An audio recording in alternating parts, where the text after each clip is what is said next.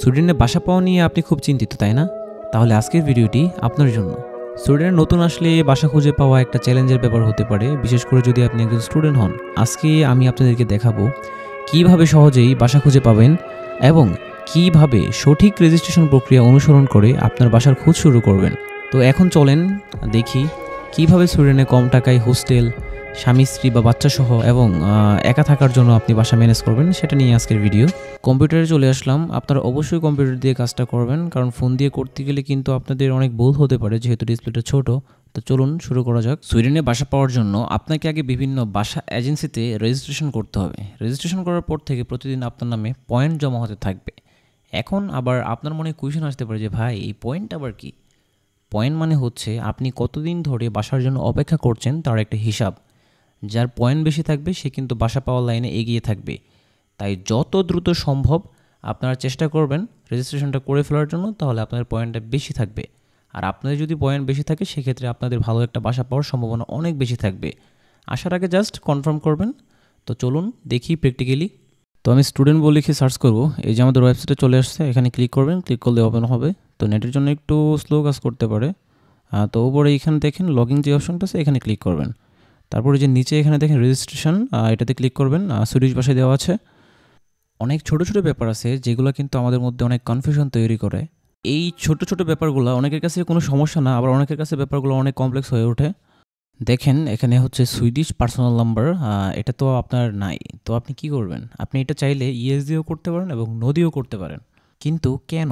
কারণ হচ্ছে আপনার অফার লেটারে খেয়াল করলে দেখবেন তারা আপনাকে একটি টেম্পোরারি পার্সন নাম্বার দিয়েছে। ফরম্যাটটা সাধারণত এরকম হয়, আপনার জন্ম সাল, মাস, দিন এবং সাথে হচ্ছে 4টা সংখ্যা থাকবে। এক্সাম্পল হচ্ছে T687 ইটসেট্রা। আর আপনি যদি সেটা না চান তাহলে এই যে দ্য বেস্টে ক্লিক করবেন, এটার মানে হচ্ছে নো। আর আপনি যদি নো দেন তাহলে কি হবে? যদি নো দেন সেক্ষেত্রে হচ্ছে আপনাকে ওই 4 সংখ্যাটা দিতে হবে না। তাহলে শেষের 4 সংখ্যা না দিয়েই আপনি রেজিস্ট্রেশন করতে পারবেন। এই যে দেখেন এখানে কিন্তু ওই 4 সংখ্যার যে অপশনটা সেটা কিন্তু এখানে নাই। ইয়ার, মান্থ অ্যান্ড ডেট দিলেই হয়ে যাচ্ছে। তারপর জেন্ডার সিলেক্ট করবেন। তারপর পাসওয়ার্ডটি হবে 6 থেকে 20 সংখ্যার মধ্যে। তারপর ইমেল দিয়ে রেজিস্ট্রেশন করে ফেলবেন। তারপর নেক্সটে ক্লিক করবেন। ক্লিক করলেই হয়ে যাবে। তারপর প্রতিদিন আপনার 1 পয়েন্ট করে যোগ হতে থাকবে। আমি আবারও আপনাদেরকে মনে করিয়ে দিচ্ছি, আপনার পয়েন্ট যদি বেশি থাকে আপনি সবার থেকে এগিয়ে থাকবেন। এই পয়েন্টটা কিন্তু মোস্ট ইম্পর্ট্যান্ট। আর ভিসা হওয়ার পর হাতে অল্প সময় থাকে, এই অল্প সময়ের মধ্যে আপনি রেজিস্ট্রেশন করে কিন্তু বাসা পাবেন না। আর নিজের নামে যদি বাসা না হয় সেক্ষেত্রে কিন্তু আপনার পার্সন নাম্বার হবে না। পার্সন নাম্বার পেতে আপনার অনেক ঝামেলা পোহাতে হবে। অন্যের কাছ থেকে অ্যাড্রেস কিনতে হবে, তাকে এক্সট্রা টাকা দিতে হবে। দরকার কি আমার এইসব ঝামেলার মধ্যে যাওয়ার? আপনার নিজের নামে বাসা থাকবে, এটাই সবচেয়ে সেফ। তাহলে চলুন আপনাদেরকে লগ ইন করে দেখাই ডিসপ্লেটা কীরকম শো করে, ওয়েবসাইটটা কীরকম শো করে। তো আমার ক্ষেত্রে একটু ডিফারেন্ট হবে। আমি যেহেতু অলরেডি চলে এসেছি সেক্ষেত্রে হচ্ছে আমাকে ব্যাঙ্ক আইডি দিয়ে রেজিস্ট্রেশন করতে হবে। তো আপনাদেরকে দেখাই ব্যাপারটা, আপনারা দেখতে থাকুন মনোযোগ দিয়ে। আর এখানে ইম্পর্টেন্ট ব্যাপার হচ্ছে আপনারা সুইডেনে আসার পরেই কিন্তু আপনাদেরকে ব্যাঙ্ক আইডিটা করতে হবে। যদি আপনারা না করেন সেক্ষেত্রে কিন্তু আপনি সিমও কিনতে পারবেন না। এই ব্যাঙ্ক আইডিটা কিন্তু খুবই ইম্পর্ট্যান্ট। আপনি কোনো বিপদে পড়েন বা ক্রাইম করেন, যা কিছুই করেন না কেন, আপনাকে এই ব্যাঙ্ক আইডির মাধ্যমেই কিন্তু ওরা খুঁজে বের করবে।